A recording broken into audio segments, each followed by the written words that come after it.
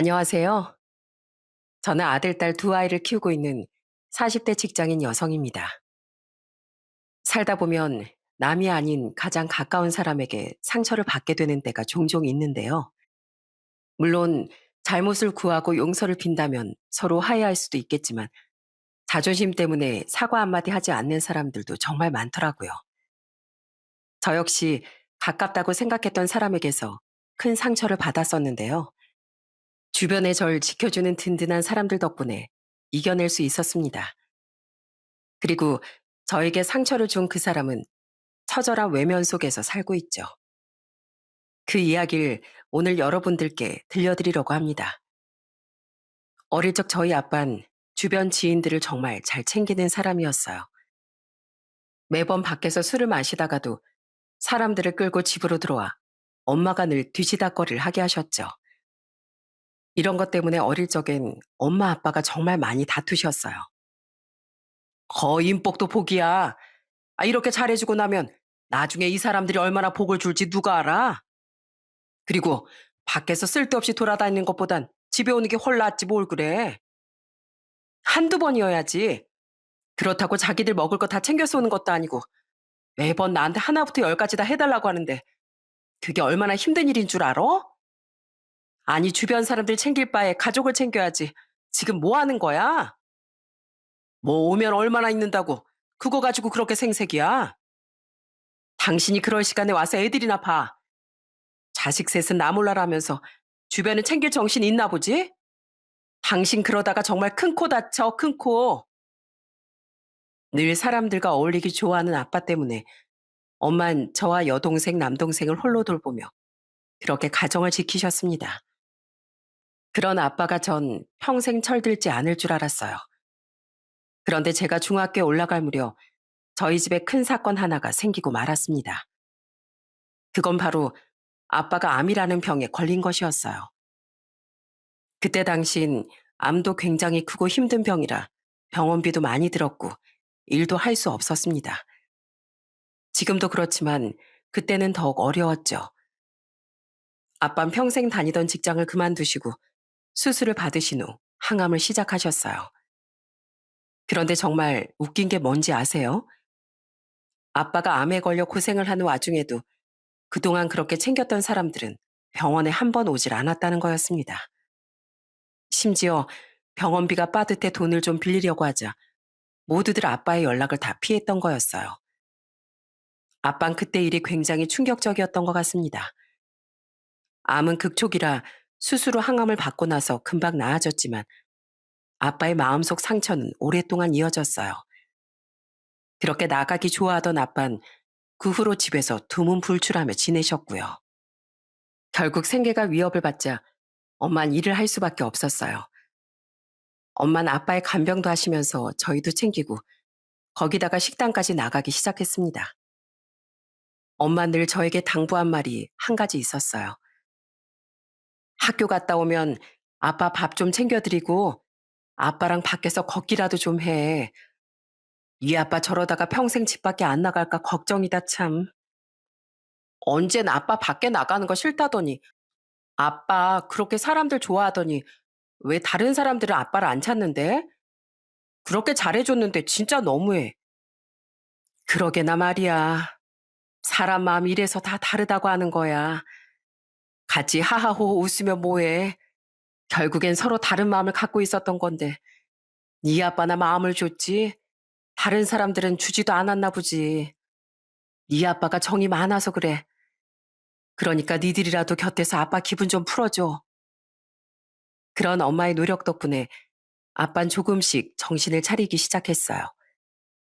그러다 엄마가 식당에 다니신 지 3년 후엔 엄만 작게 청국장 집을 오픈하게 되었습니다. 그때부터 아빤 엄마를 도와 청국장 집에서 일을 하시면서 정말 열심히 사셨어요.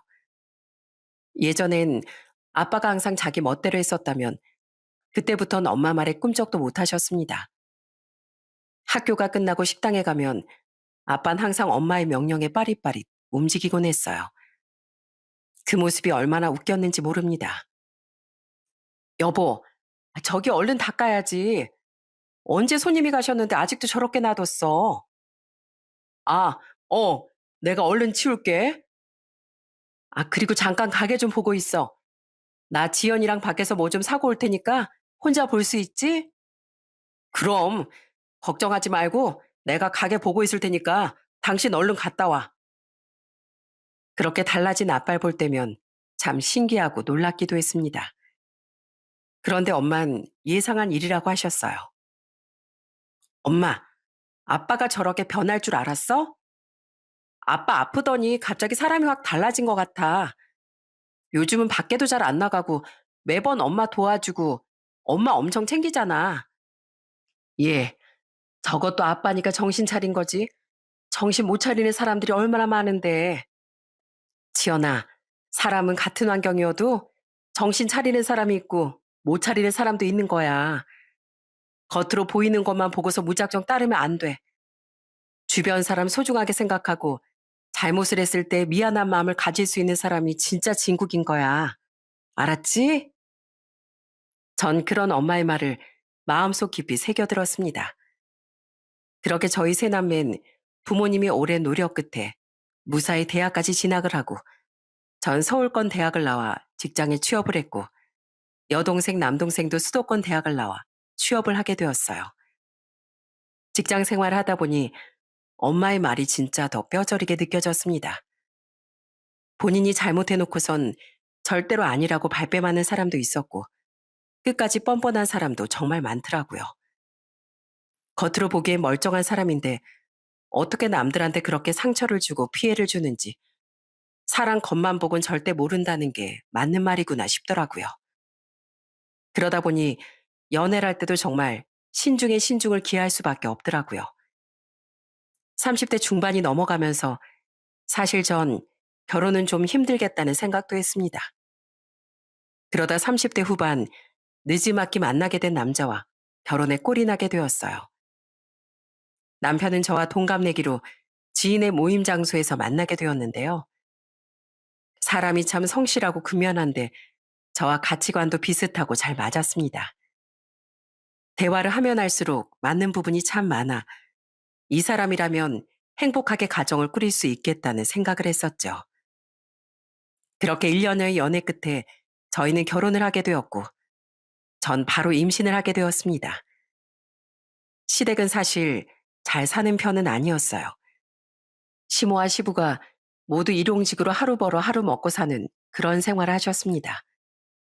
그런데 이상하게 시댁에 갈 때마다 시모는 옛 이야기들을 줄줄 늘어놓더라고요. 예, 우리가 한 10년 전만 해도 얼마나 떵떵거리면서 살았는지 아니? 과일도 고급 과일 아니면 쳐다도 안 보고 살았는데 말이야. 엄마, 언제적 얘기를 하고 그래? 벌써 한참이 지났어. 현실을 살아야지. 매번 왜 과거 얘기야? 무슨 한참 지났다고 그러니? 너 성인 되고 30살 되기 전에 망한 거지. 그 전까진 풍족하게 살았잖니? 안 그래? 지연아, 너 이거 그릇 얼만지 알아? 이거 엄청 비싼 거야. 그때 사가지고선 망할 때도 내가 이걸 처분 못하고 다 싸들고 왔잖니? 어때? 엄청 고급스럽지? 아, 그러네요, 어머님. 하긴 네가 뭐 이런 그릇 봤었겠냐만 어찌 됐건 예전엔 이런 그릇이 주방에 가득 찼었는데 말이야. 내가 이렇게 밖에서 일할 사람이 아닌데 이러고 산다, 이러고 살아. 시댁에 갈 때마다 전 매번 시모의 한탄을 듣곤 했습니다. 사실 10년 전까지만 해도 시댁은 진짜 잘 사는 집안이었대요. 그런데 시부께서 사업을 하시다가 무리한 확장으로 투자 실패로 이어지게 되면서 그만 사업이 정말 쫄딱 망한 거였습니다.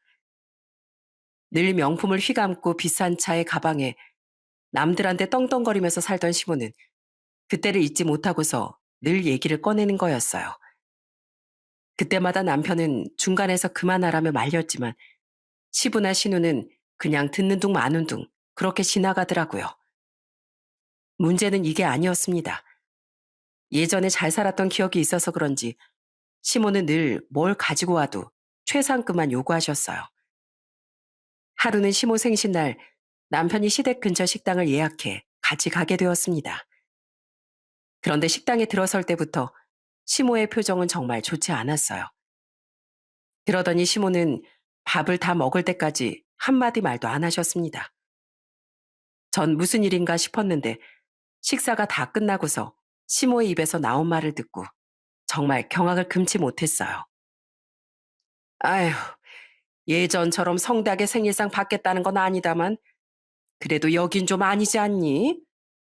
그래도 난 성환이 네가 결혼했으니 며느리가 좀 센스 있게 좋은 곳으로 예약할 줄 알았는데 내가 너무 큰 걸 바란 거니? 아휴, 엄마, 우리 형편에 무슨 여기보다 더 좋은 곳을 가. 그리고 용돈도 줬잖아. 나중에 상황 좀 더 괜찮아지면 그땐 진짜 좋은 곳으로 예약할게. 그러니까 오늘은 여기서 만족해. 다른 날도 아니고 생일인데 아이 엄마가 좀 가고 싶다는 곳 가면 안 되는 거니? 얘 며느라, 너도 시집 오고서 첫 생일인데 신경 좀 쓰지 그랬니? 이왕이면 내 취향에 맞춰서 가면 얼마나 좋아. 뭐 하여간 축하해 준 건 고맙다. 시모는 뻔히 저희 상황을 알면서도 내내 부담스러운 요구만 했습니다. 사실 제가 직장을 쉬고 있으니 남편 외벌이로 생활을 해야 했는데 출산 준비며 이것저것 생각을 하다 보면 정말 빠듯했거든요. 그렇다고 시댁에서 뭘 도와주는 것도 아니고 결혼하면서 한 푼 챙겨준 것도 아닌데 바라는 것만 너무 많으신 것 같아 처음엔 서운하기도 했습니다.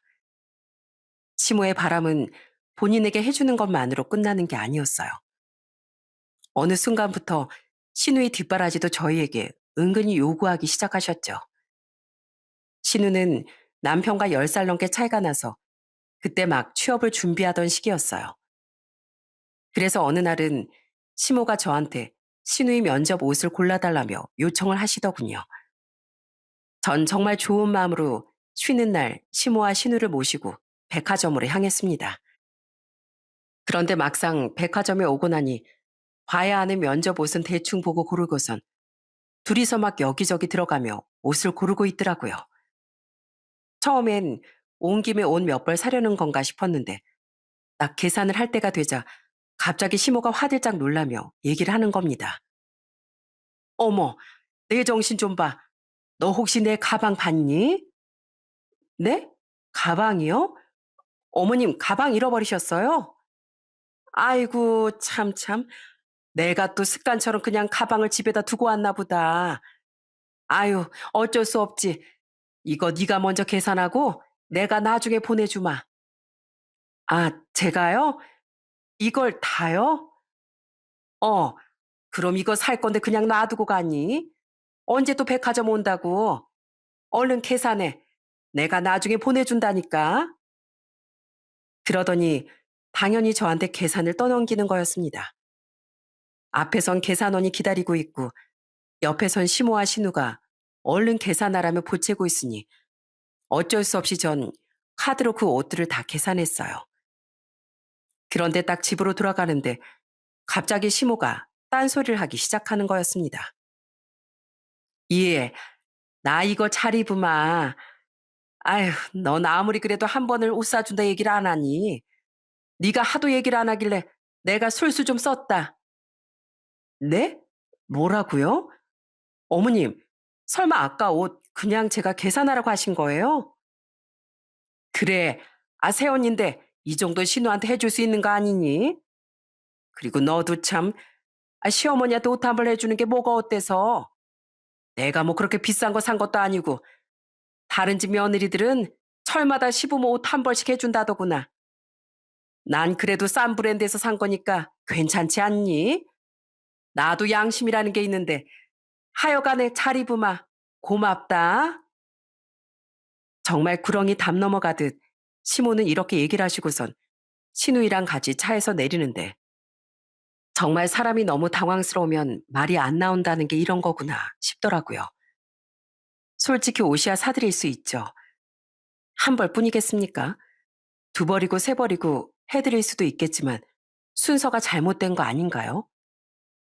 아무런 말도 없이 갑자기 저러시니 전 너무나 당황스럽고 황당했어요. 나중에 이 사실을 알고서 남편은 정말 많이 화가 났습니다. 그 이유를 물어보니까 이게 시모 수법이라더라고요. 하, 엄마 진짜 왜 그러는지 몰라. 당신 나중에 엄마가 또 그러면 절대 뭐 아무것도 해주지 마. 나도 예전에 자꾸 그래서 얼마나 싸웠는지 몰라. 엄마가 뭐 필요하면 그냥 데려다만 주라고 했다가 결제는 자꾸 나한테 하라고 떠밀고 그래서 내가 몇 번 산 적이 있거든. 근데 계속 그렇게 해주니까 나중엔 아예 점점 그 금액이 커지더라고. 당신한테는 안 그럴 줄 알았는데 내가 엄마한텐 단단히 얘기할게. 그 뒤로 남편은 시모에게 뭐라고 말을 했는지 한동안은 저한테 이것저것 요구하진 않으셨어요. 그러다 얼마 후 신우가 호텔에 취직을 하게 되었습니다. 다들 너무 잘 됐다며 축하해 줬어요. 그런데 신우의 취직 축하 기념으로 시댁 친인척들을 시모가 불러 모아 같이 밥을 먹자고 하셨습니다. 처음엔 이렇게까지 크게 축하를 해줘야 하는 일인가 싶었지만 또 다 같이 모이는 자리니 안 갈 수가 없더라고요. 그런데 또 그 자리에서 시모가 뜬금없는 소리를 꺼내시는 겁니다. 얘 지연아, 네 시누이가 이렇게 호텔에 취직도 하고 너 너무 기쁘지 않니? 원래 가족이 이렇게 잘 풀리면 서로서로 기쁘고 행복한 거잖아. 그나저나 우리 딸 호텔 다니면 피부 관리도 많이 받아야 할 텐데 사회초년생이라 피부 관리권 사는 것도 힘들고 그래서 말인데 새언니가 하나 해주는 거 어떠니? 축하 기념으로 말이야. 네? 제가요? 그래. 네가 해주면 딱 좋을 것 같은데. 원래 같은 여자들이 더 잘 알잖니. 보아하니 너도 피부에 꽤 신경 쓰는 것 같은데 네 시누이도 데려가서 좀 해줘라. 가족 좋다는 게 뭐니? 시모의 말에 주변 다른 친척들은 다들 박수를 치며 다들 며느리 잘 뒀다며 며느리 잘 들어왔다며 그렇게 칭찬을 해주시더군요. 그런데 전 그 칭찬을 받으면서도 기분이 좋지 않았습니다. 시모가 진짜 작정하고 사람들 많은 곳에서 이런 욕을 한 이유는 바로 제가 그 자리에서 거절하지 못할 거라고 생각했기 때문이었죠. 시모의 그 속내가 뻔히 다 보이니 기분이 좋을 리가 있겠습니까?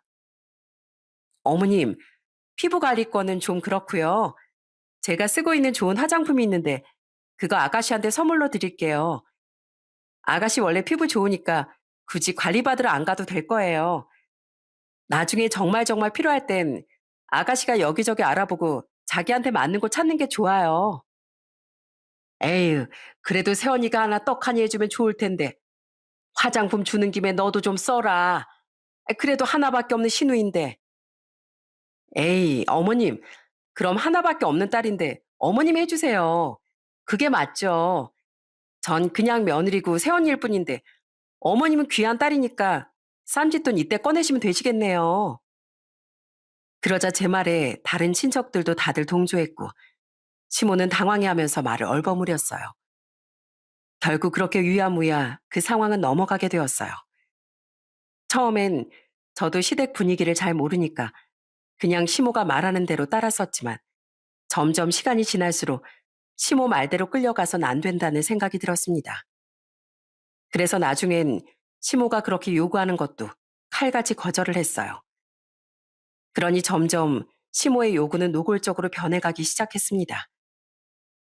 한 번은 첫째 아이가 돌쯤 되었을 때였는데 갑자기 저한테 복직은 언제 할 거냐며 물으시더라고요. 복직이요? 아직 애가 좀 어려서 어린이집 가기 전까진 쉬어야죠. 예, 요즘은 다들 애들 100일만 지나도 밖에서 돈 번다는데 굳이 더 기다릴 필요가 뭐가 있니? 젊겠다, 몸도 건강하겠다. 다 나라에서 봐주는데 이럴 때 맡기고 돈 벌면 얼마나 좋아. 그래도 너무 어릴 땐 좀 그럴 것 같아서요. 그건 저희가 알아서 할게요. 걱정하지 마세요. 예, 니들이 뭘 알아서 해. 얼른 복직해서 돈 벌 생각해야지. 요즘은 다 맞벌이 한다는데 집에만 있어서 뭐 할 거야? 전 시모의 이 말을 듣고 도대체 왜 갑자기 복직 타령을 하시는 건지 이해가 되질 않았어요. 그런데 그날 다 같이 모여서 저녁을 먹는데 갑자기 뜬금없이 시모가 복직 얘기를 또 꺼내시는 겁니다. 그것도 제가 생각하지도 않았던 걸 마치 진실인 양 말을 하셨죠. 애미야, 이번에 어린이집 보내면 복직한다고? 네? 어머님 아니요. 저 지금 복직한다고 안 그랬는데요. 아니 네가 아까 그랬잖아. 아니 여보, 얘가 이제 복직하고 어린이집 보내면 우리가 애를 좀 봐줍시다. 그러면서 우리도 용돈벌이하고 좋지 뭐. 우리 뭐 크게 바라는 건 아니다. 용돈 조금만 챙겨주면 돼. 아이 무슨 용돈이야. 친손주 보는데.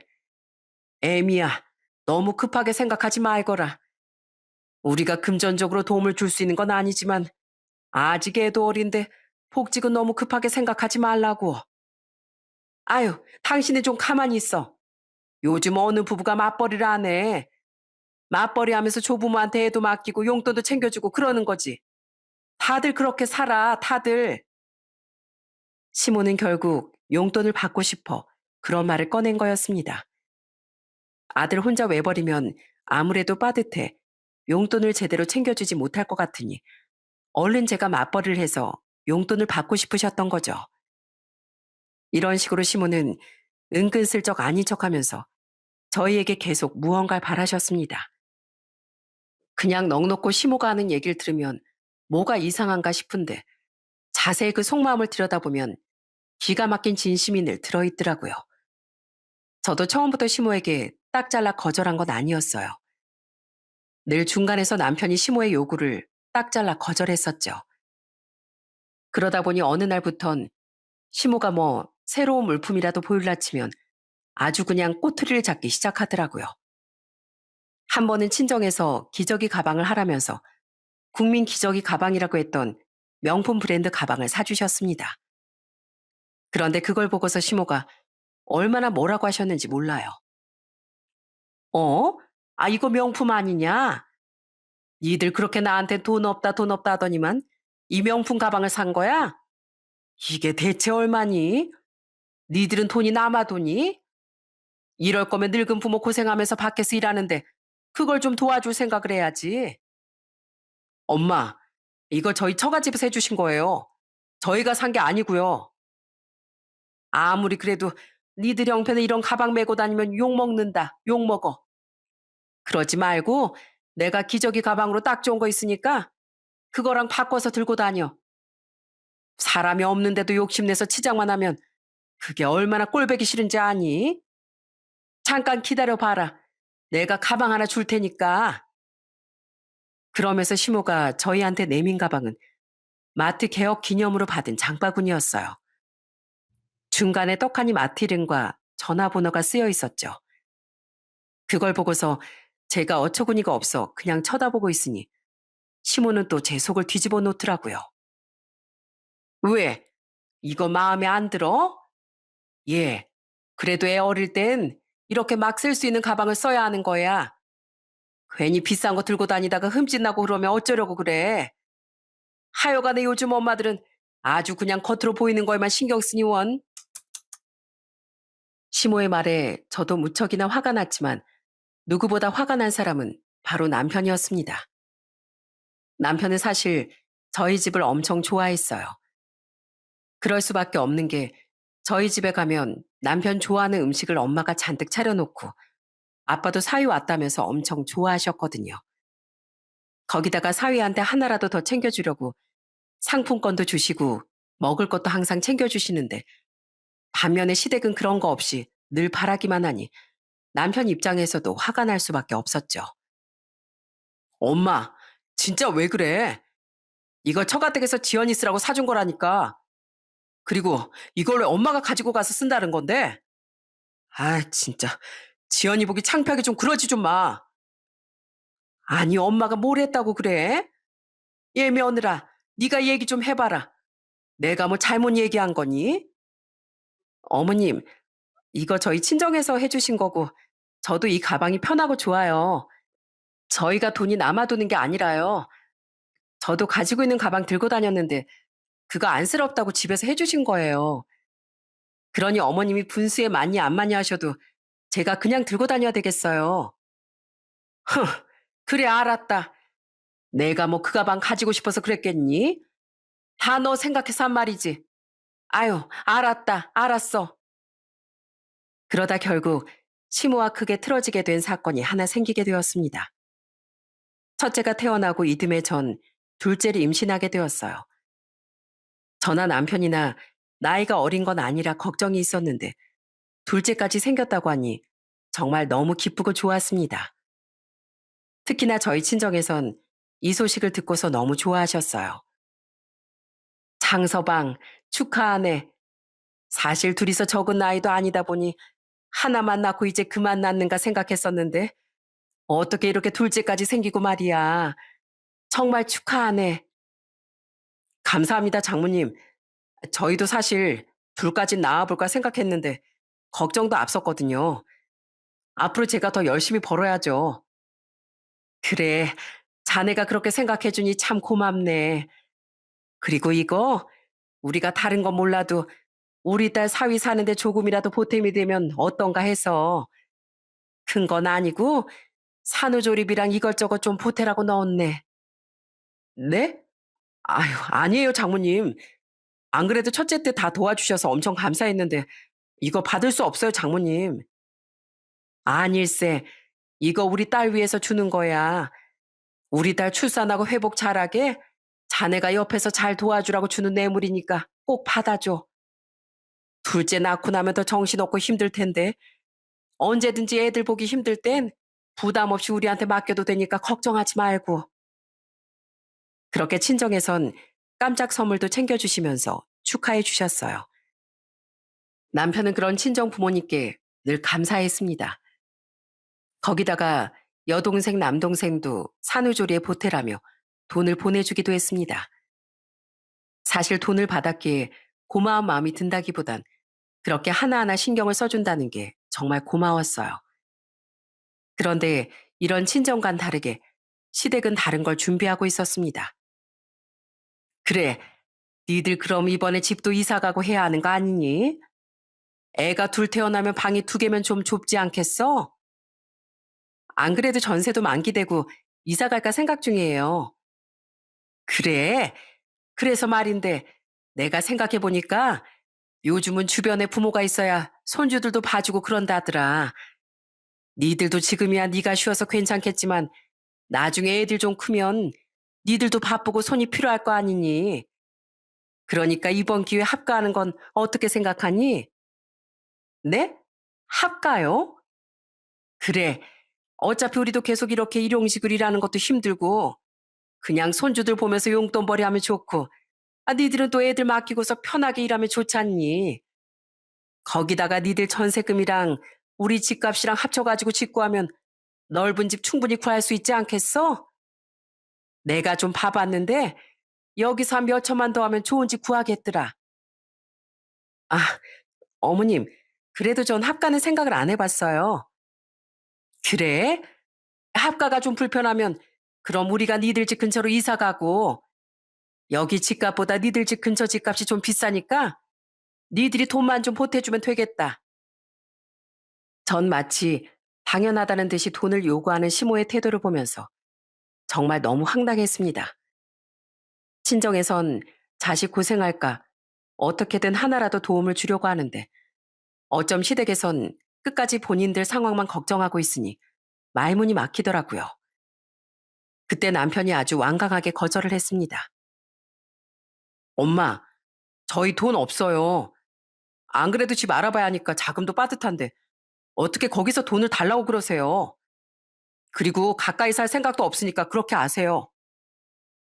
아니 뭘 그렇게 딱 잘라서 거절을 해. 좀 생각이라도 해보지. 생각할 게 뭐가 있어요.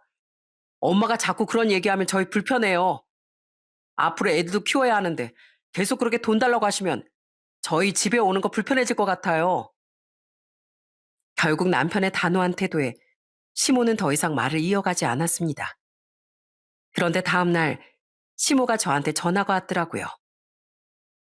이해, 너 설마 너 친정에 돈 빼돌린 거 아니니?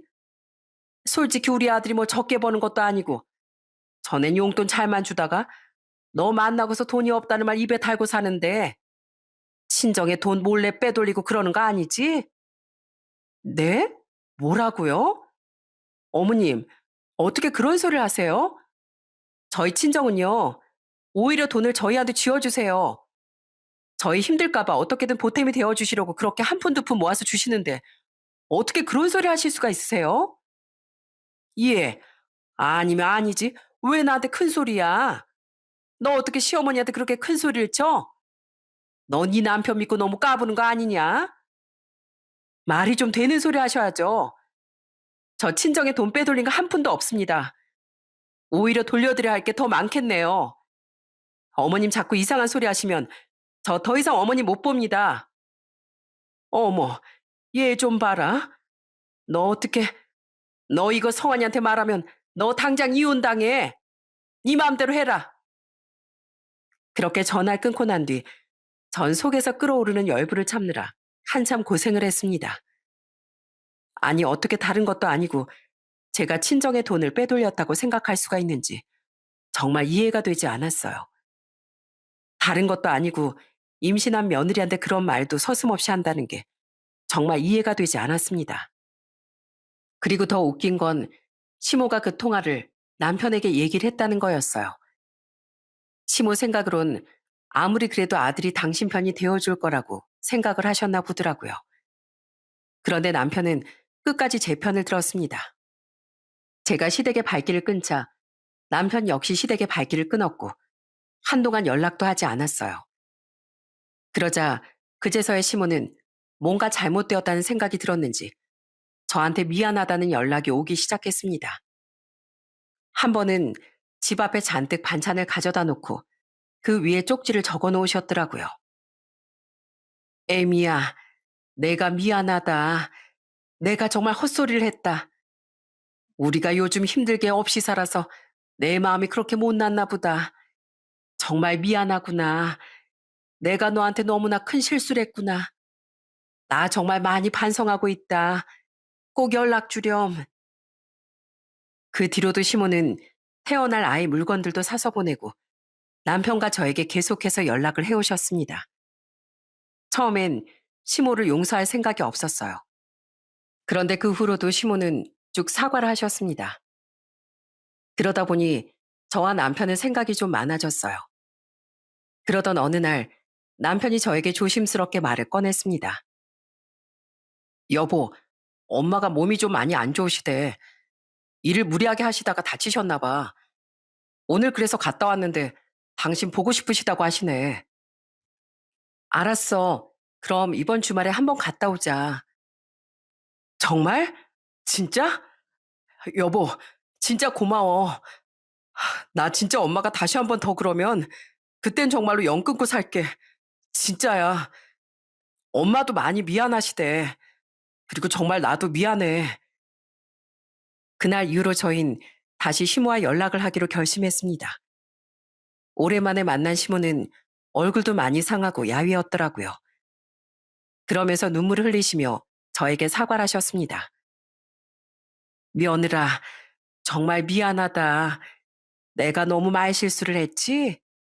마음은 그게 아닌데 내가 좀 상황이 힘들다 보니 헛나온 것 같구나. 정말 미안하다. 앞으로 내 다시는 그러지 않으마. 그렇게 한 번의 위기를 겪고 난 후 시모는 정말 많이 달라지셨어요. 둘째 딸이 태어나고선 산후조리도 도와주시고 매일 오셔서 먹을 반찬도 해주시면서 정말 많이 도움을 주셨습니다. 저희 역시 그런 시모에게 보답을 해드렸어요. 용돈도 풍족하게 드리고 챙겨드렸고요. 그러니 시모께선 너무 좋아하시더라고요. 그렇게 사이가 잘 풀린 줄 알았습니다. 그런데 역시나 사람은 변하지 않더라고요. 둘째가 태어나고 나서부턴 제가 많이 아프고 힘들었습니다. 그 모습이 너무 안타까우셨는지 엄만 청국장집 운영도 잠시 중단하고 저희 집에 아이를 돌보러 오셨던 적이 있었어요.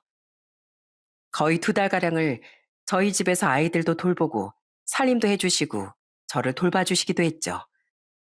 그 덕분에 전 몸이 금방 나아질 수 있었어요. 전 이게 다 엄마 덕분이라고 생각했습니다. 그래서 남편과 상의 끝에 엄마에게 처음엔 용돈을 챙겨드리려고 했어요. 그런데 친정엄마 마음이 그렇잖아요. 딸도 힘들고 아픈데 거기다가 어떻게 돈을 받겠습니까? 엄만 끝까지 완강하게 거절을 하셨죠. 결국엔 돈으로 드리긴 어려울 것 같아 저희는 엄마가 평소에 하고 다니실 만한 금목걸이를 해드렸어요. 그런데 딱 엄마한테 금목걸이를 해드린 날 마침 시모가 저희 집에 온 거였습니다. 자주 시모도 오시다 보니 사실 그땐 별 생각이 없었어요. 어머 사돈, 아유 고생이 많으시네요. 왔다 갔다 힘드시겠네. 아닙니다. 제 딸이 아픈데 당연히 애미가 돼서 와봐야죠. 그런데 사돈은 어쩐 일로 오셨어요? 어제 와서 생각해 보니까 사돈이랑 저녁이라도 한 끼 먹을까 해서요. 그나저나 사돈 못 보도 못거래 하셨네요. 애들이 해준 건가 봐요. 예.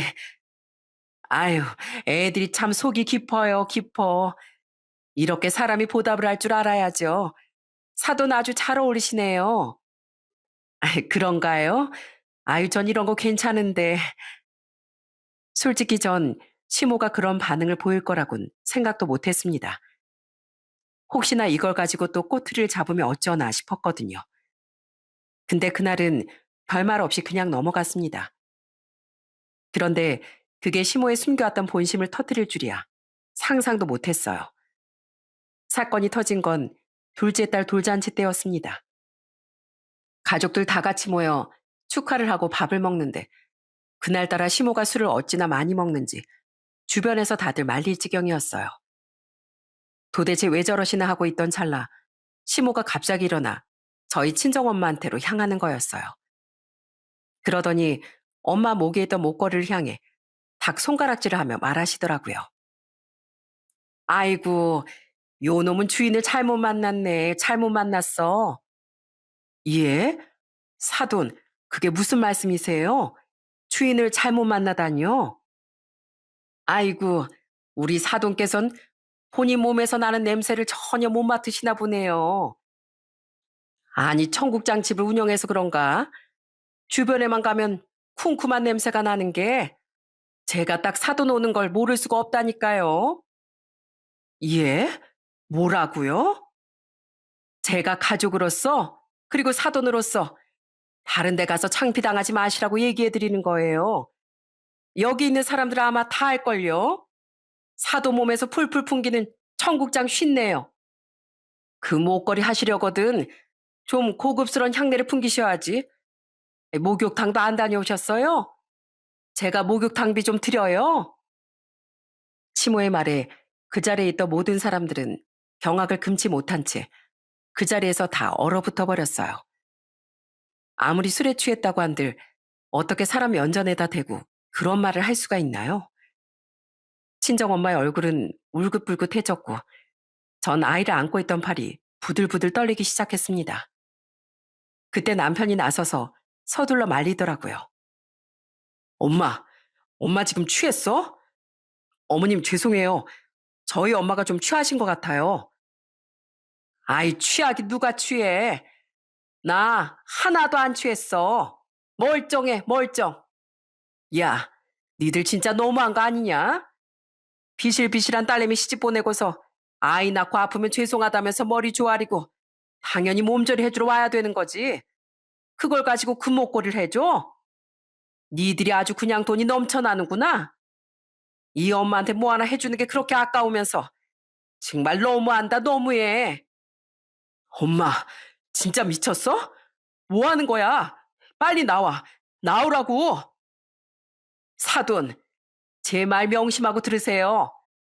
사돈은 청국장집 하는데 그거 목걸이 하나도 안 어울립니다. 냄새라도 좀 없애시던가. 그런 건 저처럼 우아한 사람이 해야죠. 청국장집 하면서 무슨 금목걸이를 하신다고. 전 결국 시모의 말에 화를 폭발하고 말았습니다. 어머님, 도대체 뭐 하시는 거예요?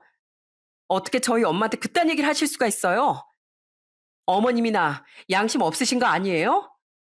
저희가 안 챙기긴 뭘 안 챙겼어요? 지금까지 용돈 받으시고 한 건 다 누가 준 건데요? 어떻게 양심도 없이 그러실 수가 있어요? 진짜 해도 해도 너무하시네요. 금목걸이 할 사람이 있고 못할 사람이 있나요? 아니 어떻게 사람을 그렇게 무시하세요? 어머닌 뭘 얼마나 잘나셨길래요? 얼마나 잘나셨길래 사람을 그렇게 무시합니까? 저희 엄마 그렇게 무시할 분 아니세요. 당장 사과하세요. 당장. 아, 내가 왜? 아, 내가 왜 사과를 하니? 니들이 잘했으면 내가 이런 소리를 했겠어? 엄마, 제발 좀 그만하라고.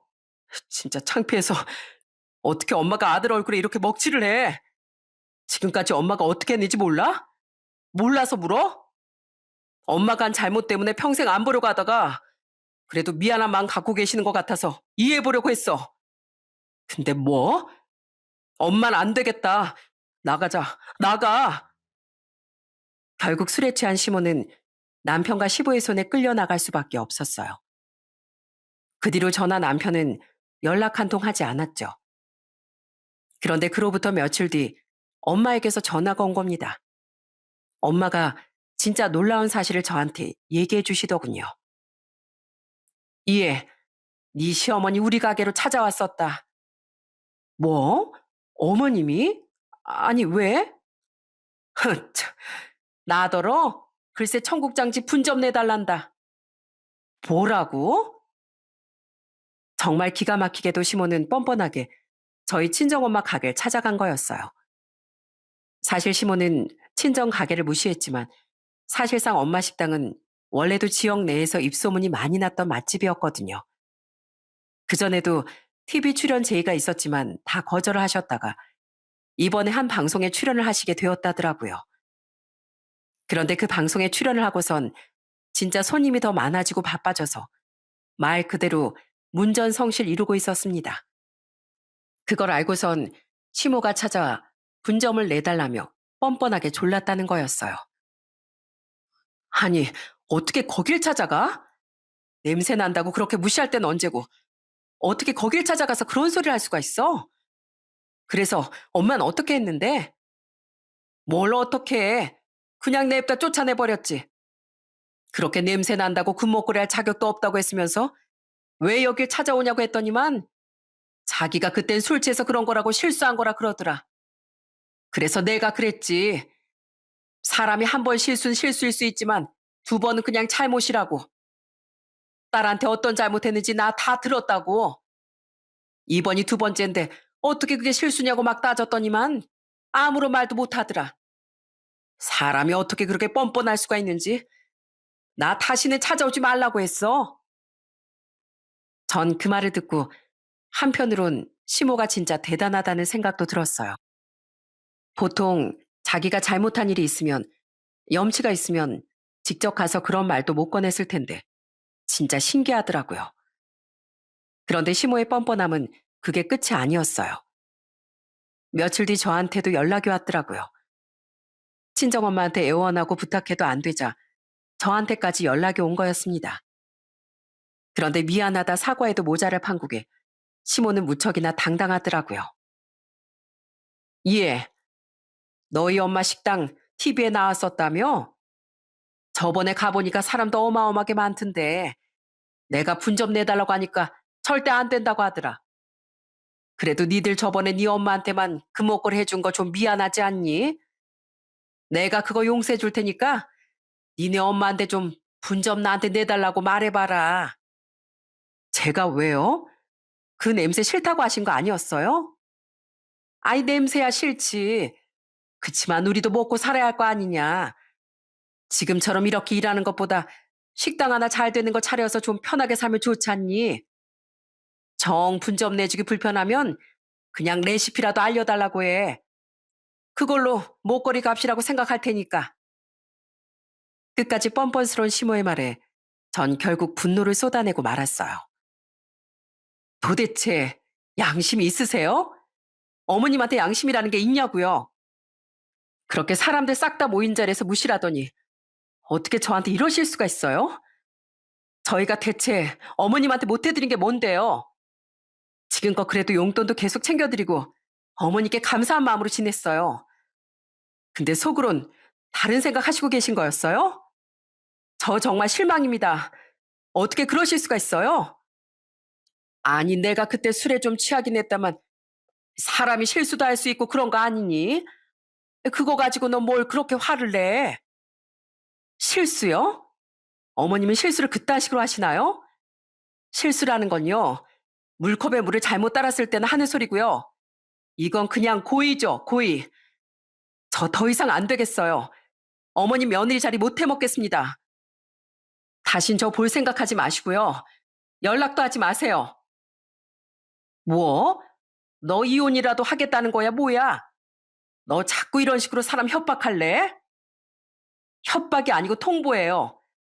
다시는 어머님 얼굴 보고 싶지도 않으니까 그렇게 아시고요.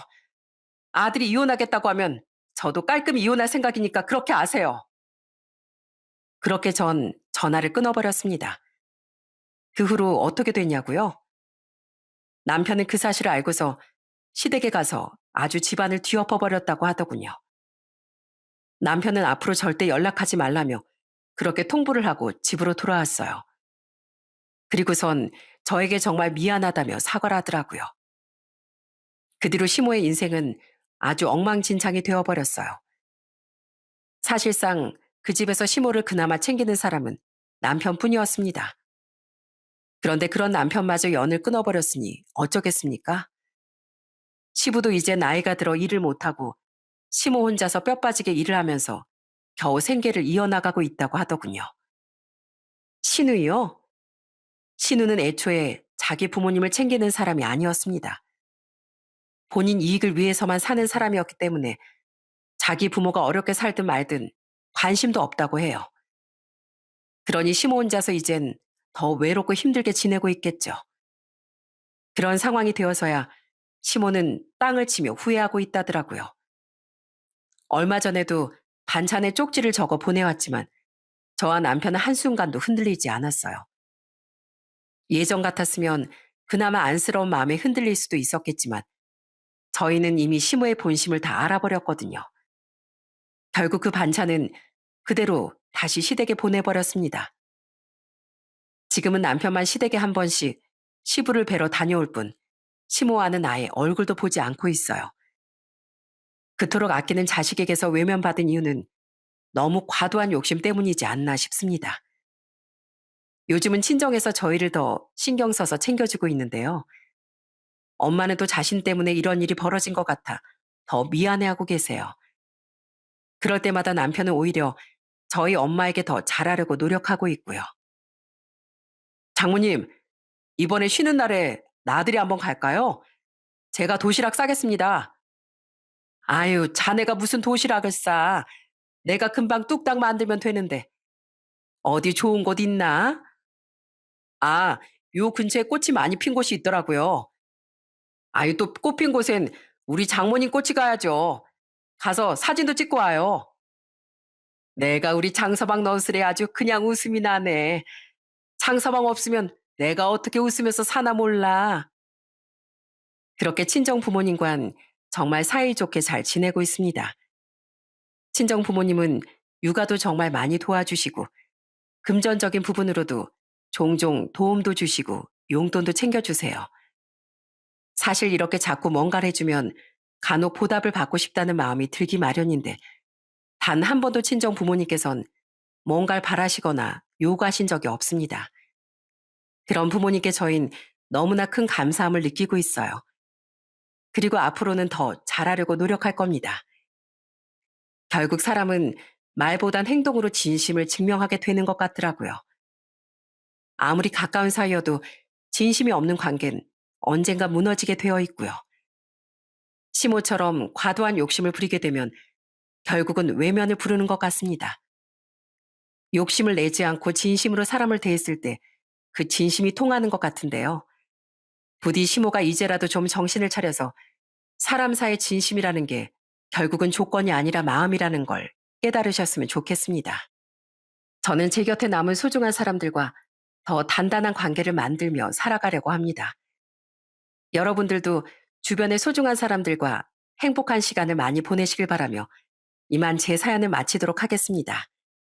들어주셔서 감사합니다.